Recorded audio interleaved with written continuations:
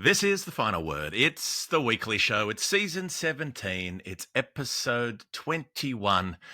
It's late January. Jeff Lemon and Isabel Westbury, because Adam is on his way to Sri Lanka. The show is brought to you, as it has been all through the summer, by Maurice Blackburn Lawyers and by CBUS. But Maurice Blackburn are Australia's #1 plaintiff law firm. They act in significant social justice cases and have led class actions on behalf of people who experience mass wrongdoing, obtaining more than $4.3 billion for their class action clients. Nobody's done more than that. No law firm in Australia has landed more than $4.3 billion. And Izzy Westbury, someone who knows about the law as well, having trained in that area and bringing a keen legal eye to things. Nice to have you back on the show, on a weekly show as well, not a little daily skip, but the part where we go all around the world. And good to have you back in the co-hosting chair. Quite enjoy the way this is season 17, episode 21. Is that right? This is it's like a sort of West Wing episode. You know, one of your favorite TV shows. What's going to happen to President Bartlett today? Well, the Maxwell for Australia is a campaign we've been running for a long time. Of course. Based on the West Wing napkin. But it is confusing because the daily shows don't get given an episode number, and Storytime doesn't get given an episode number because that's a separate series in our thinking. It's quite convoluted. So the weekly shows get the numbers, and the interviews, they're the ones that so, you know, we might be up to episode 20 whatever, but there've probably been 150 or 200 episodes in the space of the season. It's very confusing. Nobody knows how the numbering system works except for me, basically, but it makes sense to me, and that's all that I can. Oh, it just slides nicely into one's podcast stream, so who needs to know apart from you, to be honest? Well, exactly. And if you want the podcast stream where you don't get the automated ad breaks, the ad-free feed is available on Patreon, where you can get involved with the very lovely people who listen and follow along to the show. And we're we're campaigning to try to get to Murali. 800 test wickets is what he took. We're closing in on 800 people on that Patreon page. So we'd like to continue the campaign. We want to try to catch up to Murali while we're in Sri Lanka. And probably about 50 people have joined up in the last couple of weeks on we're not thinking beat Murali, we're thinking meet Murali, come together, a meeting of minds. So that's underway. If you'd like to be part of that, we would love to have you. Isabel, Melbourne, 41 degrees today, stinking hot. A thunderstorm's been threatening but hasn't quite hit. There's a Big Bash final in a minute. Welcome to our city. Nice to have you here. What are your impressions on getting back to Melbourne town? Oh, I'm a big fan of Melbourne. I played a couple of seasons of perambulating. So, I mean, I guess I'm a sort of Melbourne native when it comes to Australian territory.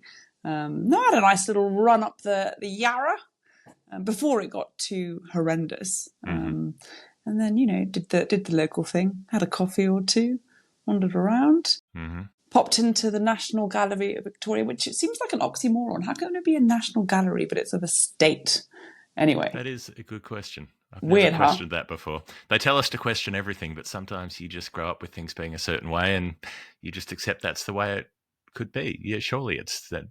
Even at the National Gallery of Australia is sort of pointless to say because it's it's in Canberra. So yes, but I mean, even if you had something called that, it's you don't need to say that because it's in the country that it's in. So it's I like that every federal state has its own sort of National Gallery. But if any of the listeners to The Final Word know why it's called the National Gallery but of a state, then please do let me know. Do let us know. I was in Sydney over the weekend because we were playing the Final Word 11 annual game at Birch Grove under the shadow of the Harbour Bridge. I'm sort of relieved that it's you this week and not Adam, because he'd be more disappointed than you will be, perhaps, if I had to tell you that for the first time ever, the Final Word 11 in Sydney was defeated by the Newtown Browns. No. We won three on the trot, but they finally got one back. Another close one, 10 runs to the margin in the end. We were chasing, had the chance to win it off the last 2 or 3 balls and just couldn't quite get there. Jeff, I've played a fair bit of cricket with Colo, but I haven't played cricket with you, I don't think. No. What are you? I can see you as a demon fast bowler. Or... Oh no, this is literally the opposite of that. I'm the slowest possible bowler. My theory is just make them wait as long as you can. I'm slow in most things. Did you get any wickets? No, I actually bowled all right. I would have. So this game we don't have LBW rules. Basically, so the way this works, and I quite enjoy this actually, is you can get you get half an LBW, so you've got to be plumbed twice. If you're plumbed twice, you can be given. So this is glorious. I think you should introduce this into international cricket, frankly. it's quite good. It's it sort of gives people an opportunity. Metrics being sort of strength of appeal, whether you have a celeb appeal or not, whether the a umpire fair bit likes goes you. into it. So the half, you put a crooked finger up, Billy Bowden style, to signify the half, the first half of the LB, and then the umpire has to remember who they've given a half to previously, so they can. It's a sort of yellow card, red card system. Oh, I think it's glorious. So I did pick up a half with a flighted delivery that turned a little bit and hit the back pad in front of middle. God, it felt good. But, that sort of thing doesn't happen very often. Nearly got my hand blown off by Steve Kinane, who smashed a slog sweep at me at mid-wicket, and I somehow got fingers to it. Peter Lewis, the opposition captain, cleaned me up with an in-swinger later, so there was a bit of captain v captain stuff. Nick Mick, as he's known on our Discord pages, was best on ground, smacked it with the bat, bowled Newt nicely, but took the most remarkable catch, a genuine relay catch on the edge of the field out at deep mid-wicket, about to tip over, threw it back into himself and got back in the field of play. And as some people observed, I've never seen a catch like that wasn't on television. It was the genuine article. Had to be there to see it, to believe it. Hard to believe, but yes. So I won't get the full match report, but there will be there's information available on if you're on the Patreon or on the Discord or so on. There'll be some more reports on what was going on in the game there. Another great game. Peter Lewis and the Browns are very, very welcoming, very convivial sort, and so it's about getting together and trying to make something good out of a day that's generally not a very good one. January 26th, not something that we look on with much fondness. But thanks to everybody who came down. We had an audience. We actually had a crowd. We had Keith Bannerman, beautifully named, bringing down the couches, the lounges, setting up a broadcasting station. It was streamed. It was commentated. It was remarkable. And John O'Haley also set up a nerd house where he rented a house to house all of the people who came in from out of town for the game, and we did some alchemy on the Saturday night where I don't know if you've had the pleasure of drinking spearmint milk. This is a very Australian thing. Wow. It only happens in Perth. I have sort of been introduced. Now, I did try my first taste. Was it called tasted milk or flavoured milk? Yeah, the other day. Which is what flavour did you go for? I went for a mocha wavy one at some point. Okay. Jeff, it was very sweet. Yeah. I don't know how you tackle these. It really did hit me for six a little bit.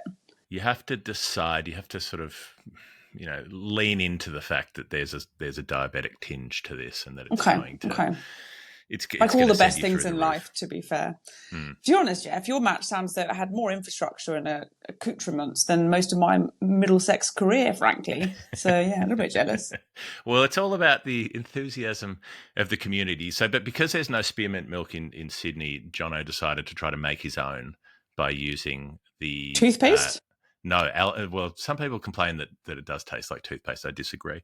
But we use I don't know if you've seen the Allen's spearmint leaf lollies that are like an Australian staple. So we soaked a couple of packets of those in a litre of milk overnight. And the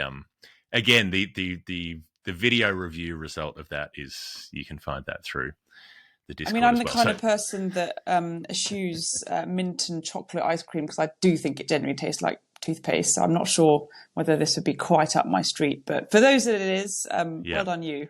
There you go. You see, you don't have to enjoy everything to allow other people to enjoy it. It's a very mature approach from you, unlike most people on the internet. Well, you like that thing. I don't like that thing. Nobody should like that thing. Yeah. So that was our game over the weekend. Well done, Browns. We haven't had a blowout. We've had 4 close games. They've all been crackers. So if you want to get involved, we'll be back there next year on that long weekend as well. The Big Bash final's happening as we record, so I can't tell you what's happening in that because it'll start shortly, but we have to get this recording done. So either the Thunder or the Hurricanes have won the Big Bash League at the time that this recording goes out, unless something really unexpected has taken place. Well, Hobart, I've never won the men's BBL, so I think I'd have to stick my hand in their corner.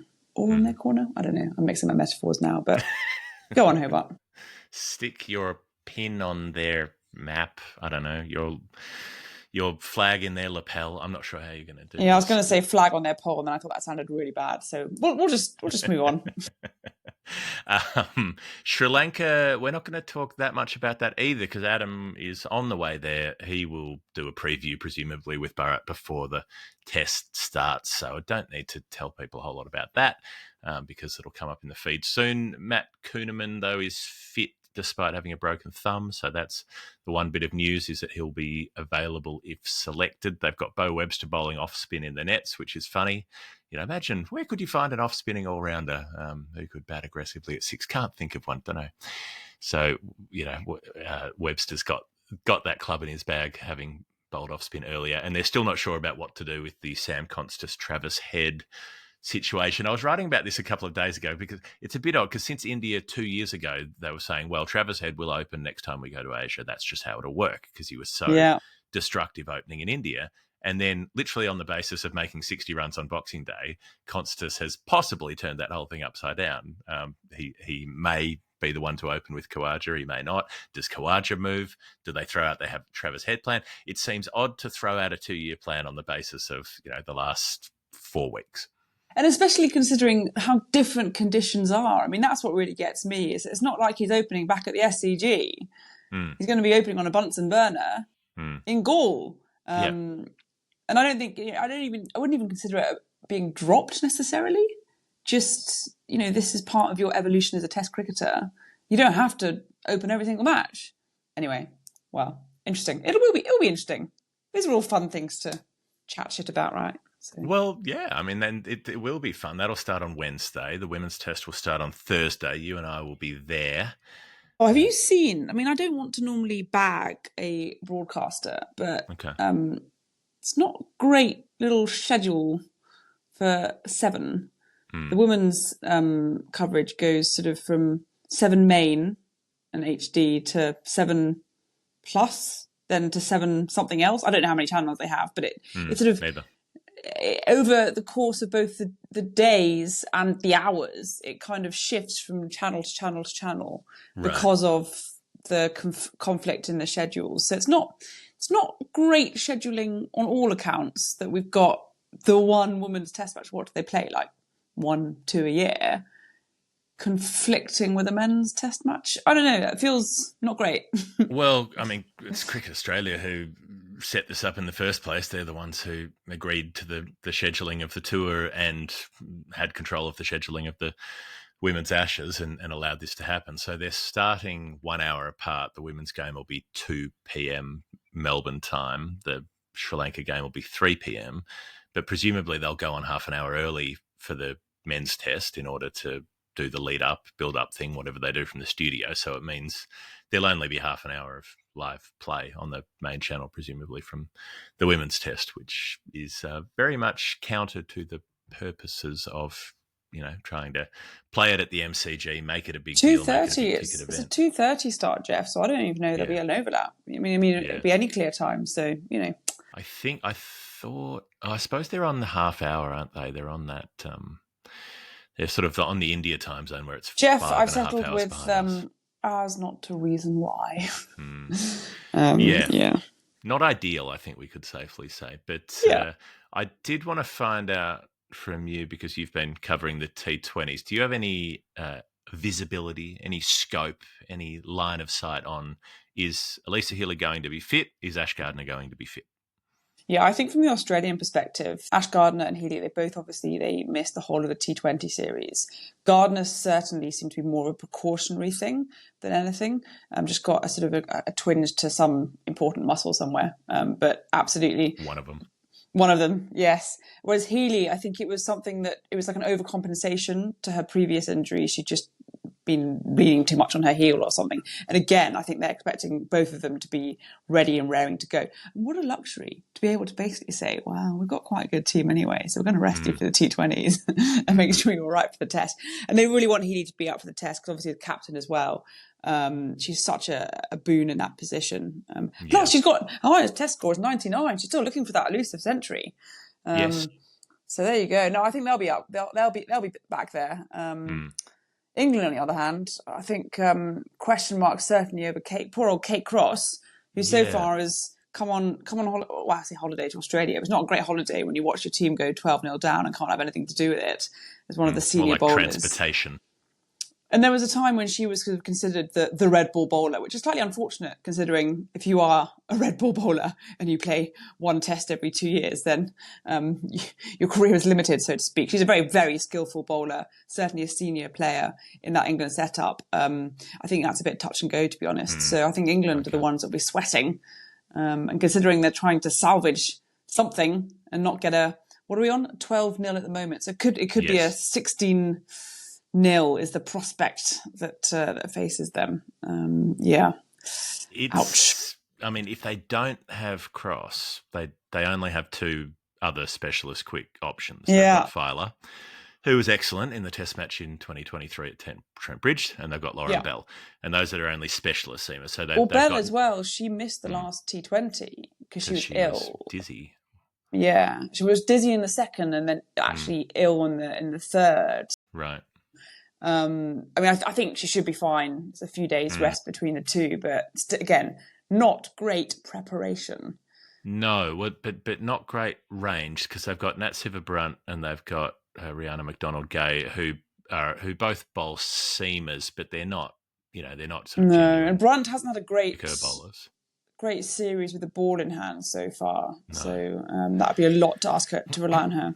Yeah, so they're sort of she can do some slog work and sort of bowl a length and try to bowl relatively dry, but she's not really an attack bowler, which means that they'll have Eccleston, they'll have to pick Charlie Dean because that would give them sort of 6-ish bowling options, but it's not 6 absolute frontline bowling options if Cross isn't fit. So they're in a bit of strife there, England. They've got 14 in the squad, so presumably Bess Heath, the backup keeper, doesn't play, and then they've got to leave out either Maya Bouchier or Danny White-Hodge, I would guess, because Tammy Beaumont will play, having made a double hundred last time. Heather Knight will play as captain. Amy Jones will keep. Sophia Dunkley can smash it, so she has to play.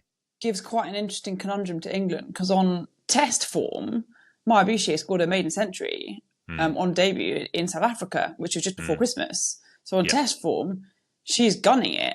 But on form, i.e. this Ashes series and white ball cricket, she got dropped in the last T20 because she was not scoring any runs at all. So I think that'd be it's a really tough one. And it's one that's almost exclusive to women's cricket because of the constant chopping and changing of formats and the scarcity of the test form. Whether what metric, so to speak, they'll pick her on.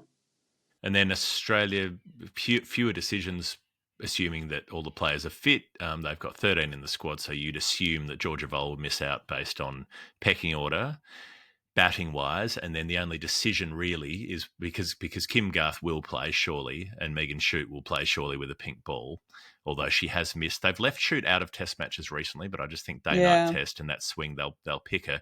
So then the only decision really is, do they pick Darcy Brown, who they have been picking in test matches, but who hasn't been that effective, has struggled for penetration, or do they pick the two leg spinners? Do they go with Wareham and King, which I'd be inclined to do? I'd say those two have just bowled so well against England in tandem that you'd be silly not to, and you've got the extra batting they both provide.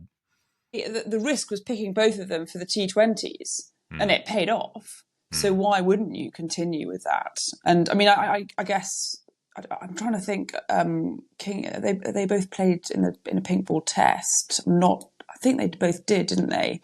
Because obviously it's quite different bowling with a pink ball as a spinner because of that seam and the way in which the pink ball does its thing. I don't know all the science behind it, but that'll be interesting. But it can aid spin. Nathan Lyon has had a lot of success with it. There's that sort of the evening session where it tends to skid, which Wareham would enjoy. They're both Victoria's own, so get them out at the MCG and on Shane Warne's home turf. You feel like there's a bit of romanticism there as well. No, I think they'll pick Georgia Wareham and Alana King. I feel like that's the form pick, and also I just think these are the two bowlers that I don't think England know how to play, frankly. No, so there you go. Two leg spinners, like we've been saying for years. If they picked Stuart McGill and Shane Warne in 2005, would have been a different series.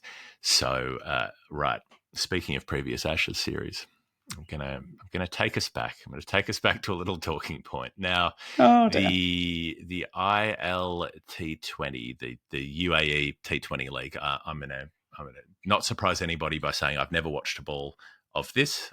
It's going simultaneously with the SAT20. Yep. Plus, obviously all the international cricket. I mean, it's all and the Big Bash. Yes. It's all, frankly, it's quite insane. But anyway, carry on. Sorry. I'm not saying I'm too good for it. Just saying it does. It's never come up. It's never come up. So the first ball that I have seen of it was on a replay, and there's a little situation that we might need to talk through. So Tom Banton is out there on the ground. English batter. Ring any bells. And on the opposition team, he's got Tom Curran is batting. I can't remember which team is playing which team because I didn't pay enough attention for that. The orange team and the blue team. Yeah, it was an orange team and a blue team, and the orange team were batting, and Tom Curran, World Cup medal haver, who sat on the bench through 2019. I was going to say, Christ, did he get a medal? Was he in that squad? He was in that squad, wasn't he? He got a medal for being in the squad. Did he play a single game? No, I don't think he did. A single game.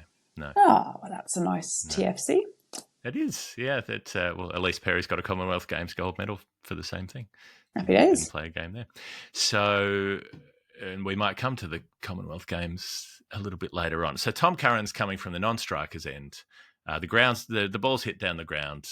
Curran Pollard throws it in, and Curran has touched into his ground and then decided he doesn't want to take a single, and then just wandered off. And I'm not sure what he was wandering off to do. I don't know if he was going to speak to the other player. I think last ball of the over, so he probably was, because it was late in the innings. Yeah, punch gloves, that kind of thing. He's just touched his bat in and then started walking off. But the throw is still in the air. The throw's coming in from Pollard. It hasn't even reached him yet. And the throw goes past him as he leaves the crease, trails his bat and drags it out of the crease. And Curran takes the bails off. And crucially, the umpire said nothing. The umpire has not called anything. No over, no nothing. They couldn't have, because the ball hadn't even reached the keeper. They could have said it, but they didn't, yeah. Yes. And that was raised as, did the umpire say it too early, but they would have known that if that were the case. So if I follow through with the story, he appeals. He eventually, very belatedly, it gets sent up to the third umpire, and they look at it and they say, well, that's out. But this comes after the field umpire has spent quite a bit of time talking to Curran, and it seems like he's trying to talk him out of the appeal. It's very much like, are you sure you want to appeal kind of thing? Yeah. Right. And then Curran says yes, obviously, and it's run out and it's given out, and Curran's walking off. And then Andy Flower, who's the coach of the blue team, purple team, whatever they are, comes up. Yeah, sorry. Yeah. No, orange team. The orange team's batting. Oh, I thought he was coach of the batting team, or not? No, he's coach of the he's the coach of the fielding team. Yes. Oh, I did not realise that. Okay, got it. He's Nicholas Curran's coach, but he's coming up to the boundary, mouthing off and saying no, and objecting to the fact that they're claiming the wicket. And then at some point, Tom Banton, who is on the blue team, who's near the boundary, then signals to Tom Curran that he should go back and keep batting. And he does, but Nicholas Curran's there shaking his head at the stumps. He's the captain. Curran's the captain. So he's been overridden by his coach and some other random player on the sideline. How do you how can a coach have... The coach doesn't have that authority. They're not on the field. So give us the. I'd like your view first on the run out itself, legit or not. Because some people were saying it shouldn't be. What do you think? Well, I think it absolutely was a run out, and I think that we've seen this time and time again, and it's within the rules, and that's what we play by. Those are what are universal and consistent. The idea of spirited cricket, nice as it is pliable and applies when you want it to. So I don't think it can be applied universally. I don't think we should play to it. You can play with a certain attitude, absolutely. But when it comes to is somebody out or not, that's where the rules and the laws apply. And if you apply the rules here, he was out. So the one thing I would caveat all I've said is if you're coming for the English view, so to speak, which seems to be, because it seems to be English players, right, that seem to do this all the time. It always is. Why is it always English players? A point made by Lisa Staleka, I think, on Twitter, which I quite enjoyed. It's like, oh dear, I see that another English player has prematurely wandered out of their crease. And that is exactly what it is. That is a factual description of what occurred. Is that they prematurely wandered out of their crease and therefore the fielding team were within their rights to take off the bails. So yes, on that question, a slightly elongated answer, it was out.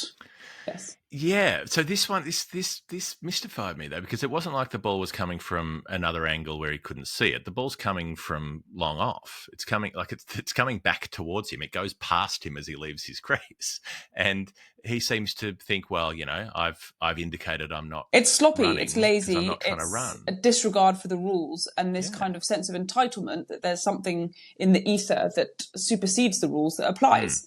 Yep. I think it's awful, and I think it's awful the fact that there's this English kind of, I don't know, sense of entitlement, perhaps. Yeah. But the thing that I'm more worried about, and this is why I made that jibe about there being so many different leagues and simultaneous cricket happening at the same at present, is that it means that there's not the scrutiny and the standards and the quality, frankly, of the officials that can be presiding over all this different cricket. I mean, I'm sure they're wonderful people who are umpiring at the ILT20, but if you're umpiring at the ILT20, you're probably quite far down the pecking order, right? I think it was Alex Wharf who was Right. doing it. He's a pretty experienced umpire. Yeah. And so there was some conjecture that, well, maybe he called over early, but how he is he couldn't being have, because influenced? Otherwise they wouldn't have sent it to the third umpire. How is How is he allowing himself to be influenced by parties that have, that aren't tasked with applying the rules? Was there a sense of, I don't want the tournament to get into dispute. I don't know, the teams. This is what I worry about. Is like who is overseeing these standards, and where is that quality control when we've got so many different things and different interests and powers and groups and fingers in pies. Frankly, that's what I worry about. There are two aspects to this that really just struck me as being wrong. One is that he walks up to Curran and is talking to him and sort of puts his hand on Curran's shoulder, and as if, and I don't know if he was trying to talk him out of it, but it sure looks like it. Which I'm like, if you're an umpire, that's not your job. Like, back off. That is not as that you. There is controlling the game and there's having a relationship with players, but you are immediately suggesting that there's impropriety there, which there isn't. There is literally a throw that has come straight into the keeper's gloves and he's taken the bails off straight away, and the batter's not in the crease. Like, it's as simple as that. You don't leave. And this is it. You wouldn't do that in an international test match. So why are you doing it in another match, which is played according to the same rule? Okay, there are slightly different match regulations that apply to ICC internationals, but essentially the same laws of the game that are applying. To have those standards and that consistency and just that trust, I guess, in the game, you wouldn't do that. So why are you doing it here? And the other bit is, I know Andy Flower's not English, but he coached the England team. He's lived and worked in England for a couple of decades. He's part of English cricket culture to an extent. And what really doesn't sit right is having a player who's made the appeal and who's said that he wants to uphold the appeal, having a coach come out and try to override it, which he's got no standing to do. You've got no right to do that whatsoever as a coach. You can go and sit down on the bench and shut up. Like, it's not your job. It's not your place. Go and say something in the press conference afterwards. But to have a former England coach, to have an England player do the dozy thing, and then have a former England coach tell another England player to tell that England player to go back and keep batting, awful. And override the West Indies captain, who is a captain from the West Indies who's leading that side, who's then left shaking his head at the stumps going, well, he can't be bothered continuing to pick the fight. But terrible optics, it all struck me. Abuse of power, and I don't understand why we're having this conversation again and again and again. And it's frustrating being an English person, because so often the charges that are levelled against someone like me is, but you're part of an imperialist sort of network of people that just try and apply your own power and dominance over what you perceive to be lesser beings. And I don't want to be part of that. I don't want to have that image in any way whatsoever. And yet this doesn't really help, does it? No, there's something about it that just doesn't sit right. And like you say, why is it always English players? Why is there a certain personality type among English professional cricketers that think that they can do as they please? Anyway, I'm sure we'll get some interesting feedback from that particular segment. We've got to go to a break. Before I do that, quick reminder about CBUS Super, award-winning fund because they get strong returns. They're the retirement fund, the superannuation funds that we use in Australia. If you don't know what the nomenclature is, 8.87% annual return on the MySuper default account. Over the last 40 years, they've got competitive fees. They're there to look after the members, not the shareholders. That's why superannuation funds are good things to have. Past performance, not a reliable indicator of future performance. cbussuper.com.au. More after the break.